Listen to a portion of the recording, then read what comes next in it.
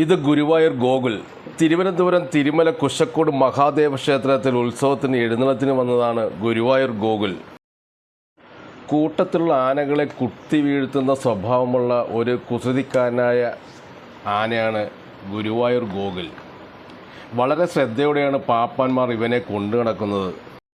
കുശക്കോട് മഹാദേവ ക്ഷേത്രത്തിലെത്തിയ ഈ ആനയെ കാണുവാനായിട്ട് ഈ ദേശത്തെ ആനപ്രേമികളുടെ തന്നെ വലിയൊരു തിരക്കായിരുന്നു ഈ ക്ഷേത്രത്തിലുണ്ടായിരുന്നത്. കേരളത്തിൽ ഗുരുവായൂർ ഗോകുലിനെ അറിയാത്ത ആനപ്രേമികളില്ല എന്ന് തന്നെ പറയാം. കേരളത്തിലെ മിക്ക ക്ഷേത്രങ്ങളിലും തിടംപേറ്റുന്നത് ഈ ഗുരുവായൂർ ഗോകുൽ തന്നെയാണ് ഒരു കാലഘട്ടത്തിൽ ഉണ്ടായിരുന്നത്.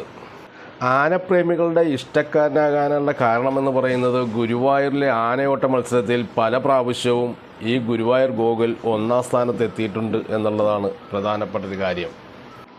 ഗുരുവായൂർ ദേവസ്വത്തിൻ്റെ സ്വന്തമാകുമ്പോൾ ഇവന് 2 കൊമ്പുമുണ്ടായിരുന്ന ലക്ഷണമൊത്ത തെളയെടുപ്പുള്ള ഒരു ആനയായിരുന്നു ഗുരുവായൂർ ഗോകുൽ. 1994 ജനുവരി 9 ഗുരുവായൂർ അമ്പലത്തിൽ ഇവനെ നടയിരുത്തിയത്. വളരെ ചെറുപ്രായത്തിൽ തന്നെ ഗുരുവായൂരപ്പൻ്റെ സ്വന്തമായ ഗുരുവായൂർ ഗോകുൽ ഇപ്പോൾ ഏകദേശം 33 വയസ്സ് പ്രായം വരും. ഉയർന്ന മസ്തകവും നല്ല തലയെടുപ്പുമുണ്ടായിരുന്ന ഈ ഗജവീരന് നിർഭാഗ്യവശാൽ ഒരു കൊമ്പ് നഷ്ടമായിപ്പോയി. ഗുരുവായൂർ തെക്കേനടയിൽ വെച്ചുണ്ടായ ഒരു അപകടമാണ് ഇവന് ഈ കൊമ്പ് നഷ്ടപ്പെടാനുള്ള കാരണം ഉണ്ടായത്. ഗുരുവായൂർ തെക്കേനടയിൽ വെച്ച് ഗോകുലിന് മുകളിലേക്ക് ഒരു തെങ്ങ് വീഴുകയായിരുന്നു. ഈ തെങ്ങ് വന്ന് വീണത് കൊമ്പിലേക്കായിരുന്നു. അന്ന് കൊമ്പിന് ഇളക്കം സംഭവിക്കുകയും ദീർഘനാൾ ചികിത്സിച്ചിട്ടും കൊമ്പ് ശരിയാകാതിരുന്നതിനാൽ ആ കൊമ്പ് നീക്കം ചെയ്യേണ്ടി വന്നു. അങ്ങനെയാണ് ഗുരുവായൂർ ഗോകുൽ ഒറ്റക്കൊമ്പനായി മാറിയത്. ഉത്സവ എഴുന്നള്ളത്ത് സമയങ്ങളിൽ ഇവന് ഒരു ഡ്യൂപ്ലിക്കേറ്റ് കൊമ്പ് ഫിറ്റ് ചെയ്യുന്നത് പതിവാണ്. വളരെ കരുതലോടെയും വളരെ ശ്രദ്ധയോടെയും കൂടിയാണ് പാപ്പാന്മാർ ഈ കൊമ്പ് ഗുരുവായൂർ ഗോകുലിന് ഫിറ്റ് ചെയ്യുന്നത്. നമുക്കിവിടെ ഈ ആനക്കൊമ്പ് ഫിറ്റ് ചെയ്യുന്നത് കാണാം.